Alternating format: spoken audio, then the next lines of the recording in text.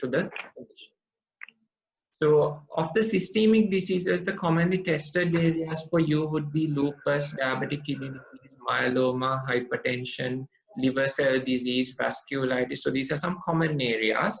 And of that, I will be mainly talking about the last 4 sections, and Professor Jailath will be talking to you on the first 2, the lupus and the diabetic kidney disease. So to start with is myeloma and kidney disease, and just refresh your memory on what myeloma is and how this happens. And I'm sure this was discussed for you in detail in your hematology lectures. So if you can remember the immunoglobulin molecule, I think somebody has their voice on, and could you mute yourself if possible, because I'm hearing a lot of noise from the background. Yeah, okay. So, so in an immunoglobulin, if you look at, you have a heavy chain and a light chain. So you have 2 heavy chains and 2 light chains. And if you talk about the light chains, there are 2 types of light chains, the kappa and the lambda light chains. And you have 5 types of heavy chains, the IgG, A, M, D, and E, if you can remember your immunology.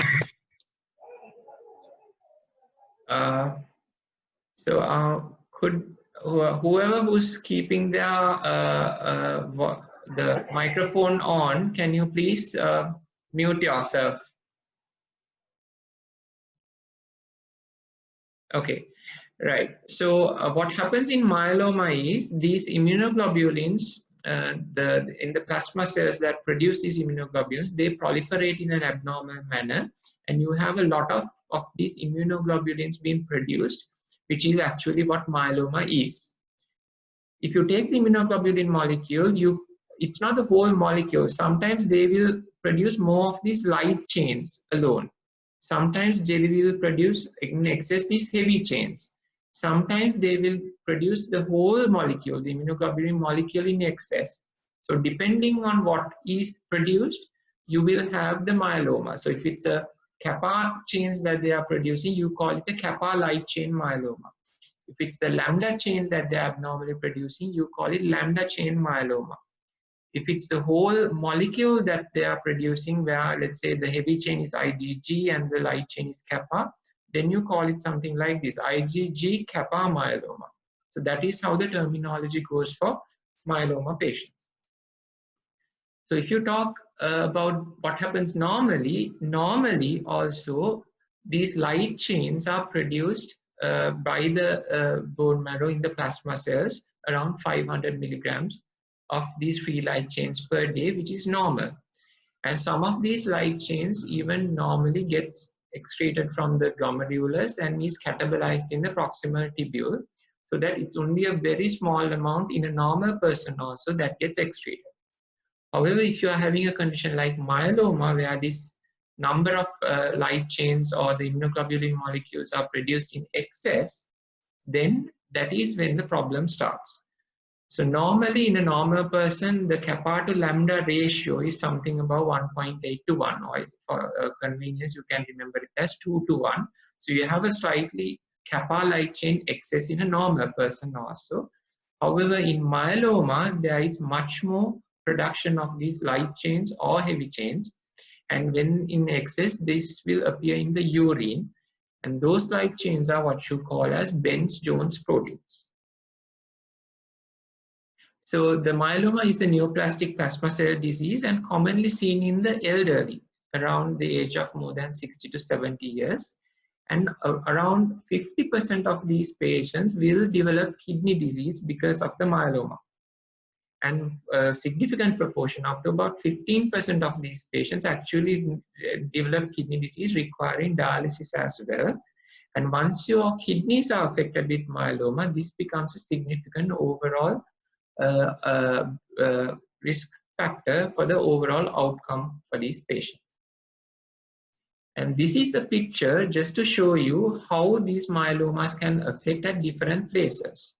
Now, for example, think that this is a myeloma where there is a lot of free light chains being produced from the plasma cells. So they can come into the glomerulus and they can deposit in the glomerulus and the mesenchyme And there it will give rise to what is called light chain deposition disease, because the light chains directly deposit in the mesangium. Or else these light chains can form the amyloid deposition, and you can get amyloidosis of the kidney as well. Further down, if these light chains are going through the filter through the glomerulus, it goes and it can affect the tubules, and you can damage the proximal tubule, and then they will develop a syndrome like Fanconi's syndrome, where they start losing sodium, potassium, calcium, magnesium. So you get a Fanconi's syndrome if it affects the proximal tubule. If it goes down this further down into the distal tubule, these light chains can form casts and block the tubules. And there what you get is called cast nephropathy, and some people call this myeloma kidney. That is when you have what is called cast nephropathy. So you can see myeloma can affect the kidney in different ways. Some people will have amyloid, some people might get light chain deposition, some people can have cast nephropathy. So similarly, you can have different manifestations depending on where the kidney is affected. So in myeloma, there are many ways the kidney can affect. So on this axis, on this side, I've written down what I already showed you in the kidney. All of these ways your kidney can get affected with myeloma, and of that, for you, the only important thing would be cast nephropathy and amyloidosis, because those two conditions you need to know. Don't worry about the others. Apart from that, you can have myeloma unrelated renal disease because of myeloma. For example, these myeloma patients will be ill. They will not be taking orally, so they can get dehydrated and they might end up with an acute renal failure. They are immunodeficient because of the myeloma. They can have infection, and infection can cause acute kidney injury. Myeloma will give rise to hypercalcemia as a complication. Hypercalcemia can affect the kidneys. Sometimes these myeloma patients will have back pain, joint pains, bone pains because of the lytic lesion, so they might be taking analgesics. So they can have what is called analgesic nephropathy. So there will be conditions unrelated to the myeloma, but because of the myeloma, the patients will have these complications which will give rise to renal disease. So in myeloma, you say renal disease could be related to the myeloma or unrelated to the myeloma. And clinically, you look always in these patients for the CRAB symptoms. CRAB is hypercalcemia, renal disease, anemia, bone lesions, which are common symptoms you see in multiple myeloma. Apart from that, from a renal point of view, these patients can get a little bit of proteinuria. If they are having amyloidosis, this can lead to a nephrotic syndrome. They can have acute kidney injury. They can have a little bit of hematuria if the glomerulus is damaged. And like I showed you before, if the tubules are damaged, they can have tubular dysfunction like Fanconi's syndrome. So it can manifest in different ways. So in the investigations, the routine workup you do, so in any patient suspected of myeloma, the initial investigations will include a full blood count where you look for anemia, you do a ESR, and generally it's very high, most of the time more than 100. And if you do your serum and albumin levels, your globulin levels will be significantly higher compared to the albumin. And this causes a reversal of the ratio of albumin to globulin. And your globulin is high, and that is because the immunoglobulin molecules are in your globulin fraction. So your globulin levels tend to go up. If you do a blood picture and you look for ruler formation there, you do urine Benz-Jones proteins, you do a skeletal survey to look for lytic lesions, and you do investigations like serum calcium to look for hypercalcemia. This you do in any of our myeloma patients. However, for the confirmation, you need to do serum protein electrophoresis. So this is a normal electrophoresis, and if you can remember your physiology days, you have the albumin, alpha 1, alpha 2, beta, and the gamma regions. So in a myeloma patient, this gamma region is going to increase because of the plasma cells, and you will see a spike like this. But more than that, your immunofixation, and you can directly do the serum free light chain. So you can do a blood test to look at the amount of free light chains in the blood directly, which will be much better than doing the serum protein electrophoresis. However, the definitive diagnosis will be arrived with a bone marrow biopsy.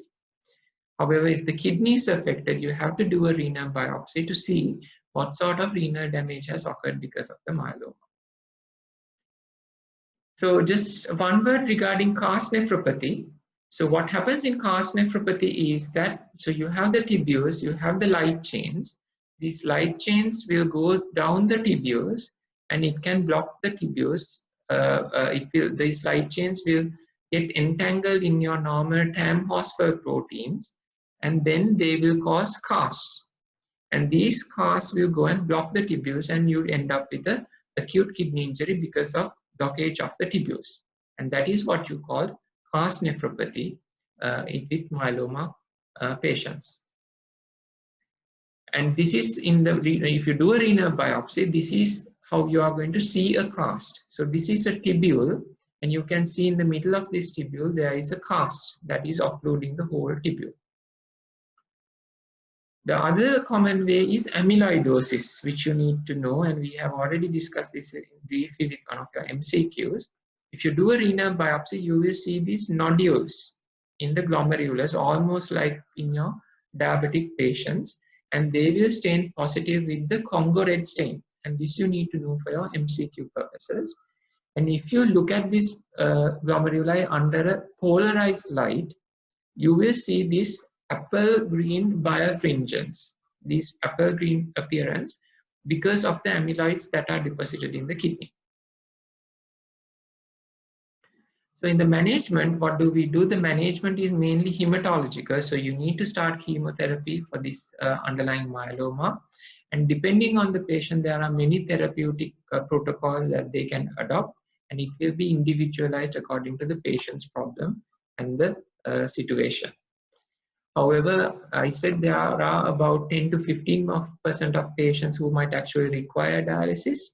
And there we can use what is called this high cutoff dialysis, where you can use big membranes to remove some of the free light chains from the circulation, which will help in reducing the free light chain load in these patients. So if you know about that much for the myeloma with renal disease, that's more than adequate. So myeloma is something that affects the whole body. It's a systemic illness, but it predominantly affects the kidneys as well. So the next topic I want to touch is hypertension and the kidney. Now you know that hypertension can give rise to kidney disease. So if you have uncontrolled hypertension going on for a long time, that can damage the kidney. At the same time, it can happen the other way also. If you have a kidney problem, because of the kidney disease, you can develop hypertension as well. Most of the time, when a patient comes with hypertension as well as kidney problem, it's very difficult to differentiate whether the hypertension came first or the kidney disease came first. So it becomes a bit difficult to differentiate the two, and you need to have your clinical judgment in the management of these patients and in the diagnosis. Now, I'm not going to talk about hypertension because you all have had separate complete lectures on hypertension.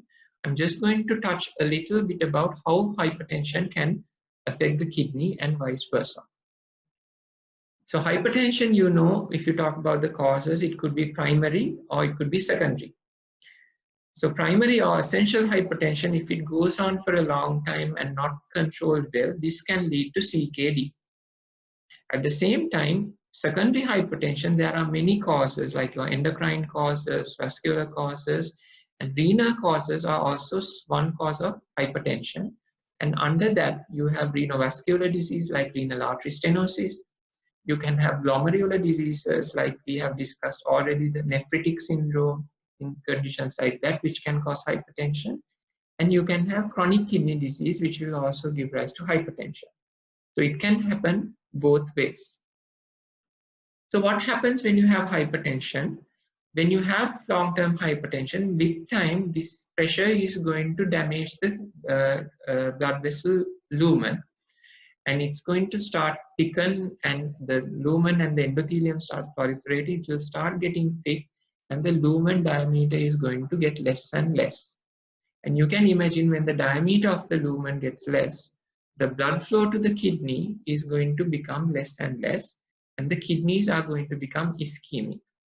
And when this continues to happen for a long time, you end up with fibrosis, sclerosis of the glomeruli and the interstitium, and you end up with chronic kidney disease. In a condition like malignant hypertension, where the blood pressure suddenly goes up or whether suddenly overshoots, the kidneys are not able to auto-regulate this blood pressure. So there is much more damage than a gradual increase in hypertension, and this damage is very rapid. What happens is this pressure directly gets transmitted to the glomeruli and then damages the blood vessels, and you get what is a type of a necrosis called fibrinoid necrosis. So if you look at a picture of that, in the hypertension, what happens is, now this is a blood vessel. You can see layers and layers of endothelium that has gotten proliferated, and you can see the lumen of the blood vessel has gotten smaller.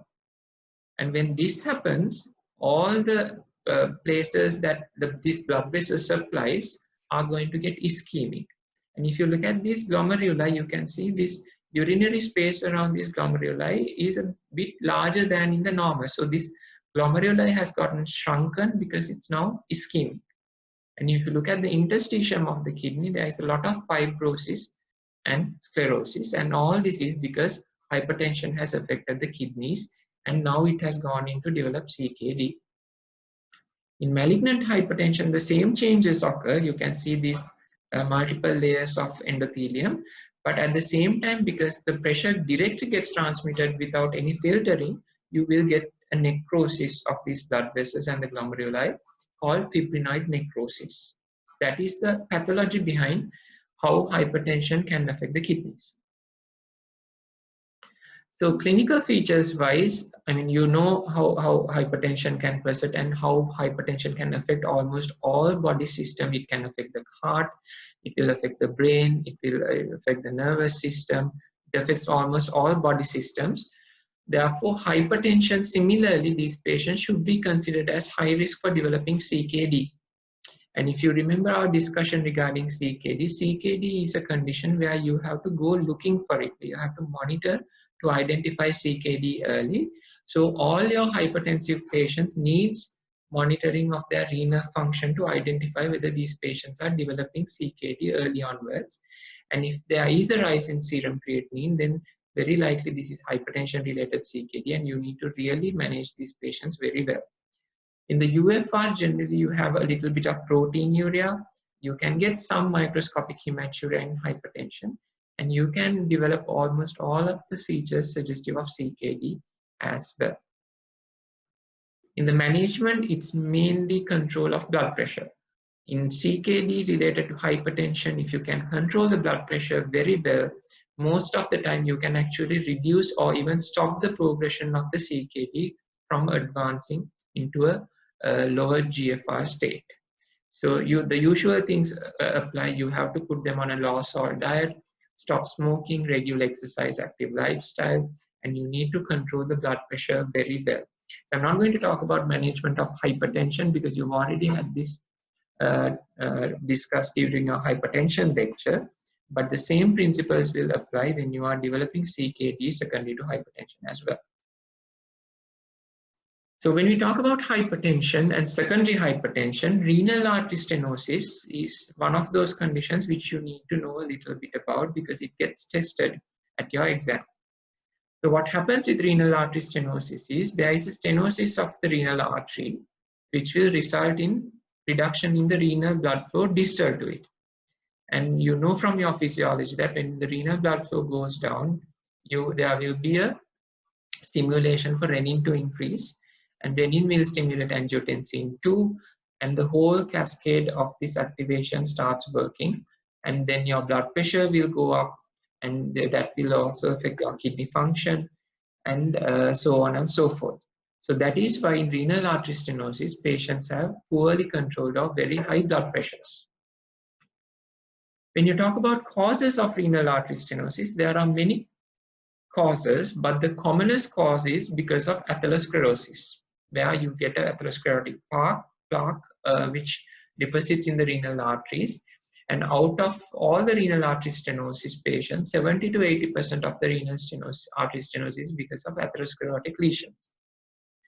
The next group of causes is what you call fibromuscular dysplasia, and this accounts to about 10 to 20% of the patients, where there is some abnormal fibrous growth that happens in the arterial wall. Apart from that, vasculitic conditions like in Takayasu syndrome, neurofibromatosis, trauma, radiation, all this can give rise to renal artery stenosis. But for you, it's very important that you at least know the first two conditions of atherosclerosis and fibromuscular dysplasia. So the atherosclerosis is more seen among males than women, and typically in the elderly, when your age is about 40, 50, that's when you start seeing renal artery stenosis in an elderly group of patients. And if it is secondary to atherosclerosis, generally it's the proximal part of the renal artery that's mostly affected. And most of these patients will have other complications secondary to atherosclerosis like peripheral vascular disease, ischemic heart disease, strokes. So you will see it affecting other body systems as well.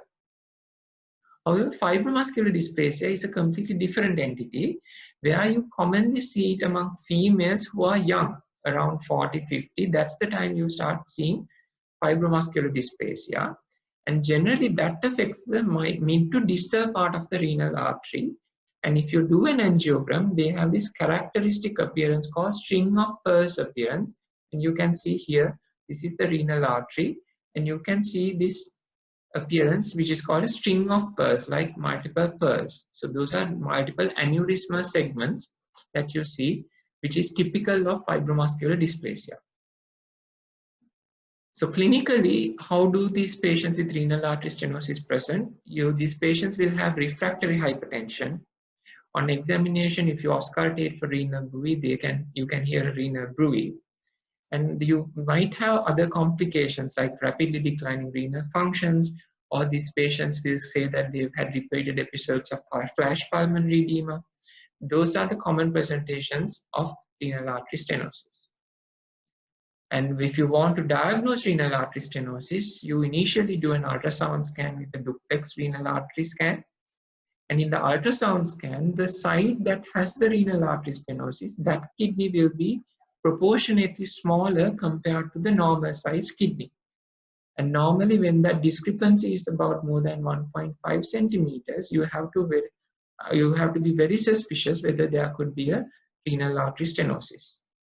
And when you do a duplex renal artery, now here this is a duplex scan, you can see a stenotic, a narrowed segment. You sometimes can see a narrow segment in the duplex as well. However, the gold standard would be to do renal angiography with either CT or MRI. So if you do a CT or an MRI, here you can see with the angiogram. So this is your aorta, this is our renal artery, and this segment that is narrowed. As opposed to this side, it's nicely there, it's a normal side. This is a MR angiogram, and you can see bilateral renal artery stenosis. You have the aorta, renal artery, and then you have a narrowed segment. So this is how you diagnose renal artery stenosis. So how do you manage these patients? So blood pressure control becomes very, very important. So you have to control the blood pressure very well. If the underlying etiology is atherosclerotic, you might have to start thinking of giving statins and aspirin.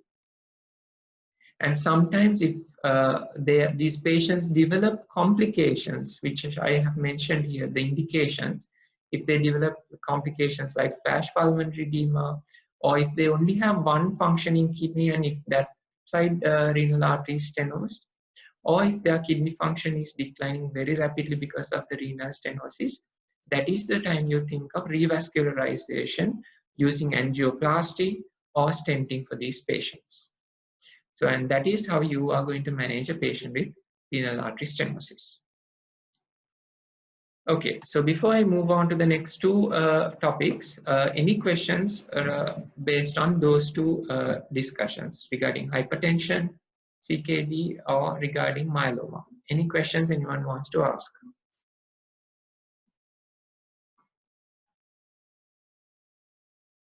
Excuse me, sir? Yeah. So I have a question about renal artery stenosis. Yes. So if we are going to control the blood pressure, does it worsen the condition of condition of the kidney? Okay, so good question.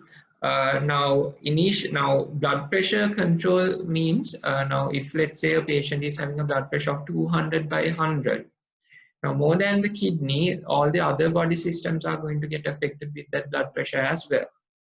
So you need to get that blood pressure down to a reasonable level where it's not going to affect the other systems, as well as it will maintain the perfusion to the kidney. So most of the time, if you get this gradually down without a sudden drop, the kidney will adapt to that and kidney will manage to have adequate perfusion. However, there are certain medications that you need to be cautious of, especially your ACE inhibitors and your angiotensin receptor blockers, because those can actually worsen or lower the renal perfusion further. Because you can understand the kidney is already having a low afferent arterial blood flow coming in. And if you're going to give ACE inhibitor or an angiotensin receptor blocker, that's going to further efferent arteriole vasodilate and it will further reduce the GFR. So the perfusion to the kidney is going to become even lower. So you should avoid your ACE inhibitors and angiotensin receptor blockers in the control of blood pressure and use the other drugs, and that will not affect the blood flow to the kidney that much. Any other questions?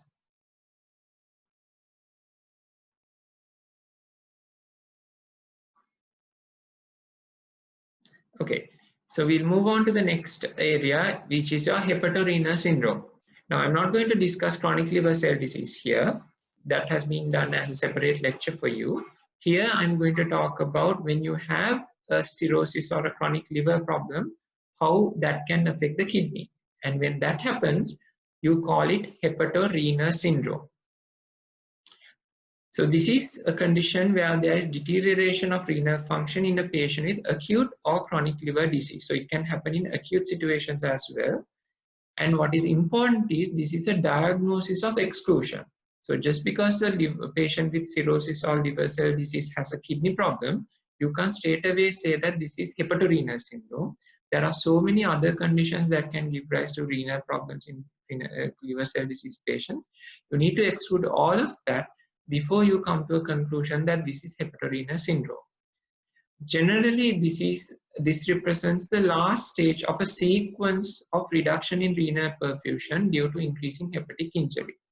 So what happens when your liver cell disease progresses gradually, the blood flow to the kidney goes down, and we will discuss why that happens, and you start developing acute kidney injury during the very late stages, because by that time the kidneys has tried to compensate and now has starting to fail.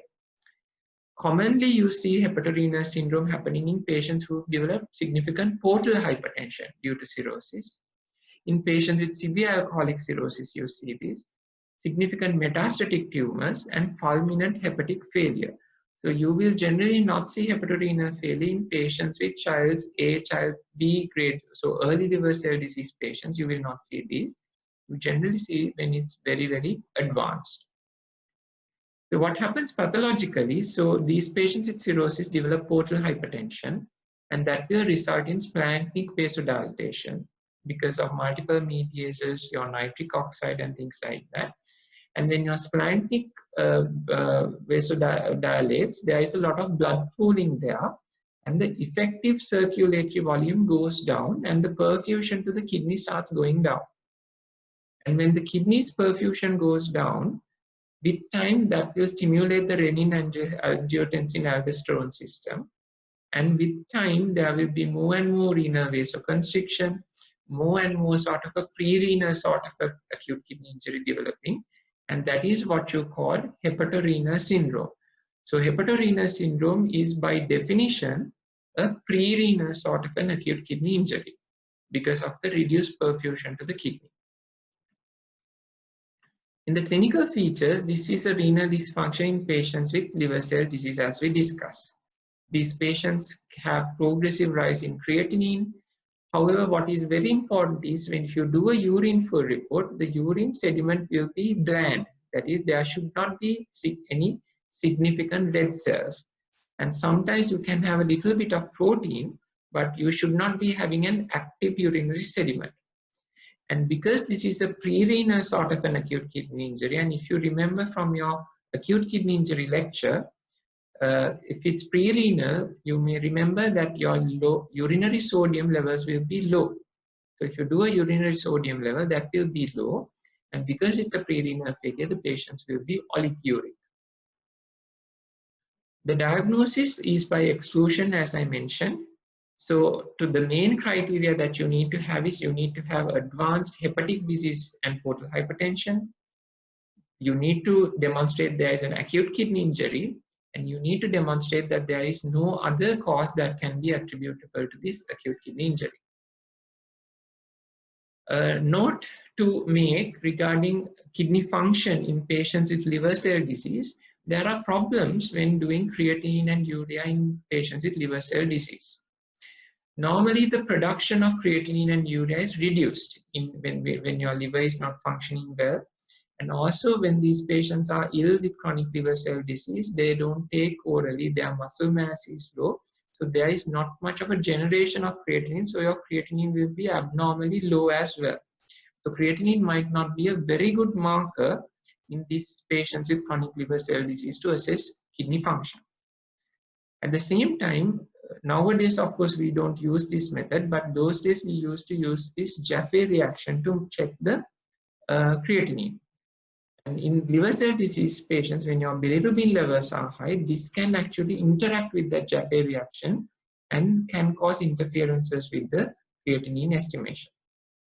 So these are some of the limitations in assessing kidney function in a patient with chronic liver cell disease, which you need to be aware when interpreting the reports.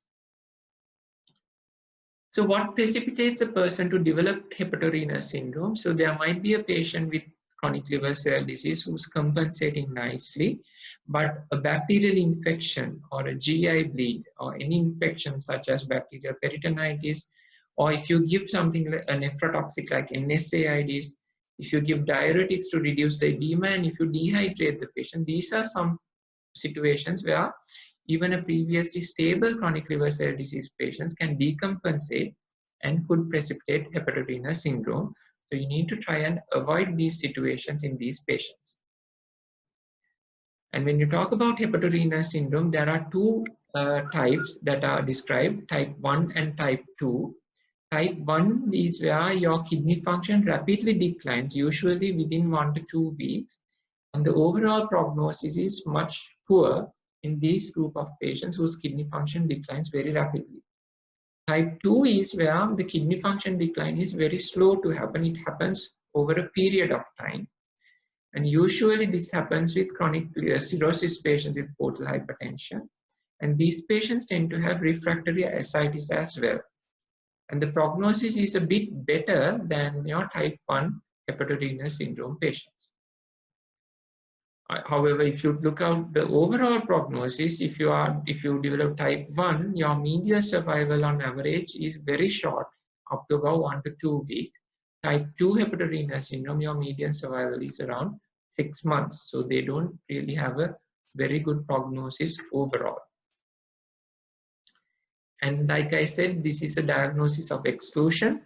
So like in any patient who presents with a kidney injury with increased creatinine, you have to think of all the other causes before you come to a diagnosis of hepatorenal. So you have to think about glomerular diseases, acute tubular necrosis, other pre-renal causes. And generally we don't need to do a biopsy in these patients. And also it's very risky to do a biopsy in liver cell disease patients because of the coagulopathy and thrombocytopenia. The bleeding risk is also very high. So we try to avoid kidney biopsies as much as possible. So more than treating hepatorenal syndrome, our focus should be to prevent hepatorenal syndrome developing.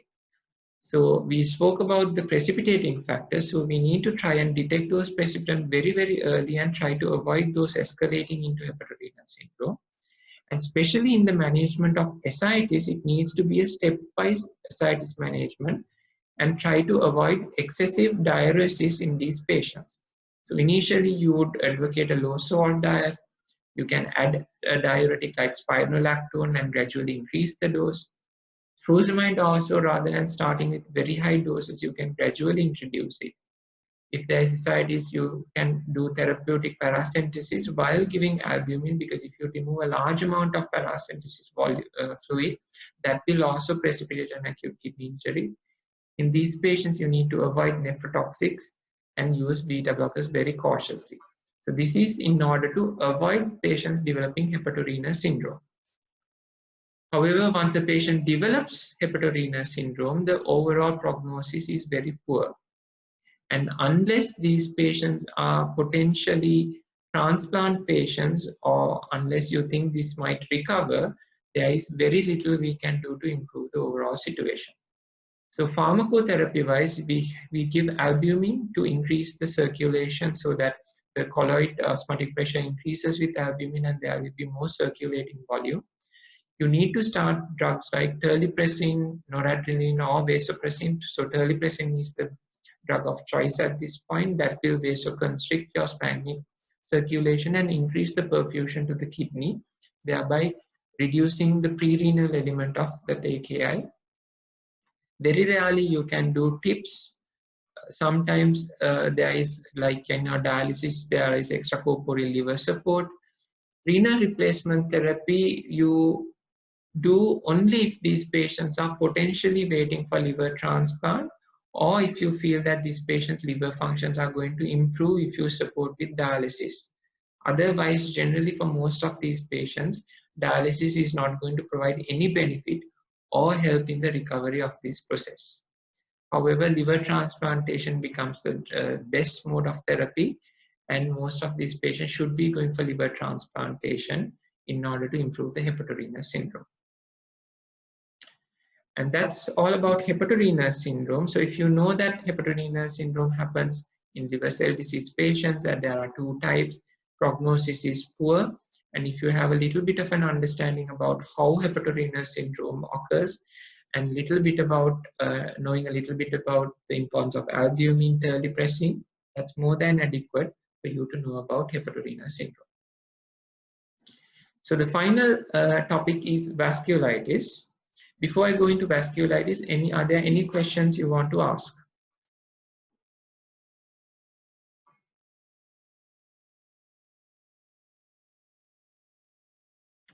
Okay, right. Now, vasculitis, this is a topic which already would have been taught to you during your rheumatology lectures. So I'm not going to go into the topics, and here again, I'm going to limit myself to how vasculitis conditions will affect the kidneys. And when we talk about vasculitis, it's a very non-specific term which indicates diseases of the blood vessel where the blood vessel wall becomes inflamed. And you can imagine blood vessels, because it's throughout the body, if you have a vasculitis, it can affect any organ system. And most of the time, this small vessel vasculitis is the one that causes the most amount of damage to multiple organs. So when do you suspect a patient to have vasculitis? If a person comes with a multi-system involvement like skin, renal, respiratory, neuro, if there are multiple body systems affected, you always think of the possibility of an underlying vasculitis. If there are unexplained symptoms, if a person has unexplained symptoms, high ESR, you think of the possibility of an underlying vasculitis. If patients have vasculitic type of rashes, skin purpuric rashes, you think of possibility of vasculitis.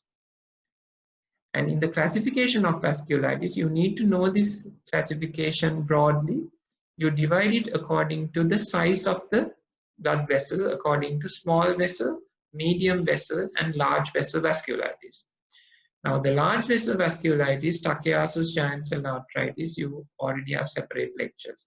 Medium vessel vasculitis also is separately told. But the commonly what affects the kidneys are your small vessel vasculitis, where you divide it broadly into ANCA-associated vasculitis and immune complex mediated vasculitis. And in that, I'm going to only discuss in brief about this ANCA-associated vasculitis conditions, because that is the one that commonly affects the kidneys. So what happens in this ANCA-associated vasculitis is, it's a small vessel vasculitis. Around 80 to 90% of this vasculitis affects the kidneys. And this can happen at any age, but you commonly see this in the elderly group of patients when they are more than 56 years of age. So what happens is, this is a blood vessel, this is the endothelium, you have neutrophils circulating, the body produces antibodies against some of the components in these neutrophils.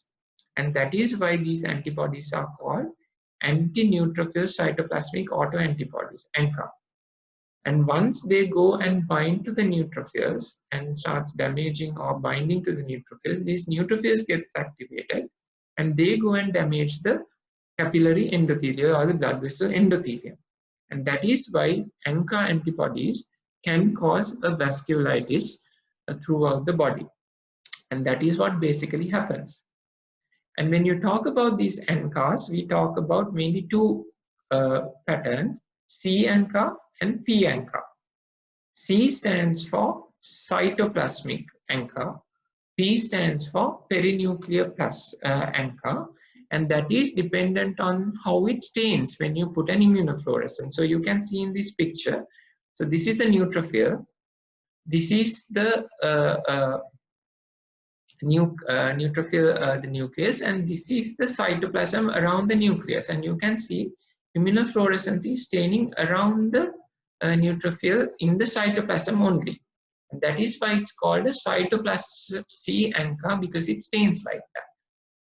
If you take the perinuclear one, here you can see it's staining around the nucleus. There you say it's perinuclear ANCA. The antibody, the antigen here is what is called a proteinase 3 antigen. In P ANCA, the antigen is myeloperoxidase. So you develop this ANCA against this proteinase 3 antigen in the neutrophil. Therefore, you call them PR3 antibodies. In P ANCA, you call them, because the antigen is myeloperoxidase, the antibody is MPO antibodies. So these PR3 antibodies or the C ANCA pattern you see commonly with your vaginous granulomatosis. The P ANCA pattern or the MPO antibodies you see with the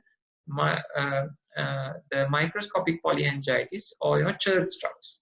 So if you go through your textbook, the Kumar and Clark or your Davidson's, you will come across these terms like C ANCA and PR3 MPO antibodies. That is what it means. So clinically, depending on the condition, you have other system involvements, but in the kidneys, they will commonly present as an AKI or a rapidly progressive glomerular nephritis. So that is the classical pattern these ANCA-associated vasculitis presents. They will have hematuria and they can have proteinuria as well. And you can remember this slide from my lecture on acute kidney injury and glomerular diseases, where we discussed RPGN. There are 3 categories of causes, and of that, one category is your post-immune GN, that is your ANCA-associated vasculitis. So that is where all these conditions fall into in RPGN. So this is just a summary slide for your convenience. So the main 3 conditions with ANCA-associated vasculitis is your vaginous granulomatosis. Nowadays we call it granulomatosis with polyangiitis. Other one is Church-Strauss. Nowadays we call it eosinophilic granulomatosis with polyangiitis, and your microscopic polyangiitis. So clinically, the vaginous granulomatosis, you have respiratory involvement predominantly, where it can affect the upper respiratory tract as well as the lower respiratory tract, and you will have renal involvement. And when you do the investigations, the C ANCA is positive in more than 90% of these patients. And if you do biopsies, you will have granulomas seeing, and that's why it's called granulomatosis with polyangiitis. In Church-Strauss syndrome, the classic features, you have asthma-like symptoms, allergic rhinitis. It can affect most of the organ systems, including the renal.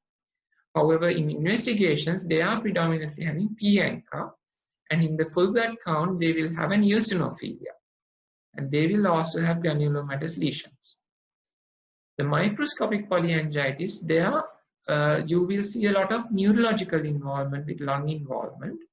There you can see both P as well as C ANCA antibodies, but P is more common than your C ANCAs. So this is a few ways you can differentiate each of these conditions. So when you are suspecting a vasculitis, these are the common renal specific investigations you have to send. You have to do the renal functions, the UFR, urine PCR, the inflammatory markers, complement levels, the ANCA antibodies. Then you have renal biopsy is a must in these patients. And depending on the organs involved, you have to do those specific investigations. And if you do a renal biopsy, these patients will have what is called crescentric glomerulonephritis. And if you do immunofluorescence, they will be pauci-immune. That means the immunofluorescence will not stain them. So you can see there is no staining at all here. And that is called pauci-immune staining of immunofluorescence. So that is the typical lesion you will get with the ANCA-associated vasculitis.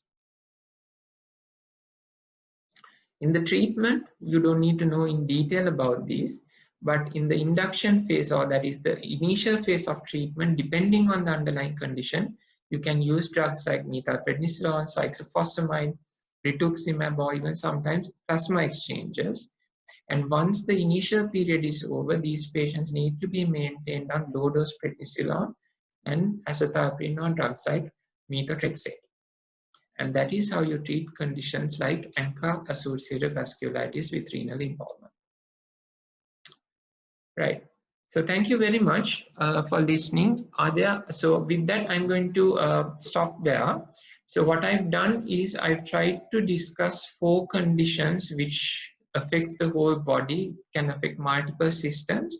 And I've tried to focus on the kidney and see how these conditions affects the kidneys. And why I chosen them is because once the kidney gets affected with any of these conditions, then the whole management is dependent on how the kidney functions rather than anything else. So that is why I've chosen these 4 conditions to mainly talk about. Apart from this, your diabetes, your SLE are 2 very, very important conditions that you need to know of. Right. So any questions you want to ask?